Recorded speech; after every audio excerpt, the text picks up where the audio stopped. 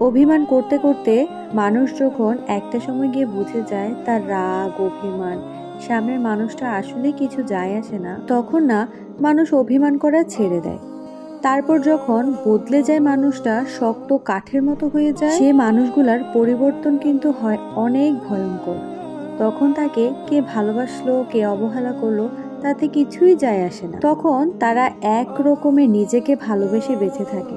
জানো, আমার মধ্যে না অনেক অভিমান অভিযোগ অনেক কিছু আছে। জানো, সেই অভিমানের কথাগুলো আমি যখন মনে করি না, সেগুলো আমাকে কষ্ট দেয়, নিজের মধ্যে রাগ সৃষ্টি করে।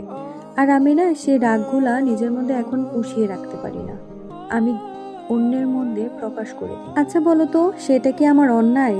না, এটা আমার পুষিয়ে রাখা রাগ, পুষিয়ে রাখা জিদ।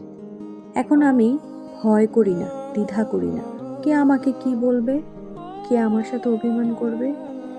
আমার কষ্টগুলো আমি শুধু এখন নিজের অভিমান রূপ। হ্যালো সবাইকে, কেমন আছো সবাই? আশা করছি সবাই ভালো আছো, আমিও ভালো আছি। আজকে আরেকটা ডেইলি ব্লগ নিয়ে চলে আসলাম। সকালবেলা যখন আমি ঘুম থেকে উঠি দেখি অনেক রোদ উঠেছে। তারপর আমি স্নান করে যখন পুজো রুমে ঢুকি, তারপর দেখি অনেক ঝুম বৃষ্টি নেমেছে। জানো, সকালবেলার এক টুকরো এই শান্তিটাই আমার অনেক বেশি ভালো লাগে।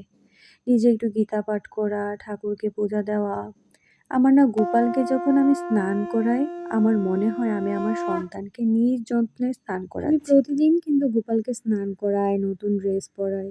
মাঝে মাঝে মনে হয় এবার একটু বাদ দিয়ে দেই, কিন্তু আবার ইচ্ছে করে হয় সে তো আমার সন্তান, তাহলে আমার সন্তানকেও তো আমি প্রতিদিন ড্রেস চেঞ্জ করি।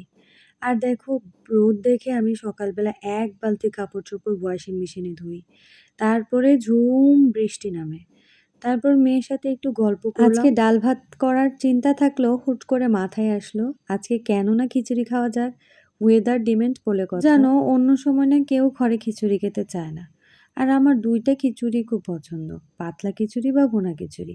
আমার ইচ্ছে ছিল ডিম আর ভুনা খিচুড়ির সাথে আলুর চিপস করব, কিন্তু আমার জামাই বলতেছে না আজকে একটু মুরগির মাংসর সাথে রান্না করো। তাই চিন্তা করলাম আজকে একটু রান্নাই করি। অন্যদিনের রান্নাটা রান্না দিদিই করে, তা আজকের রান্নাটা আমিই করলাম।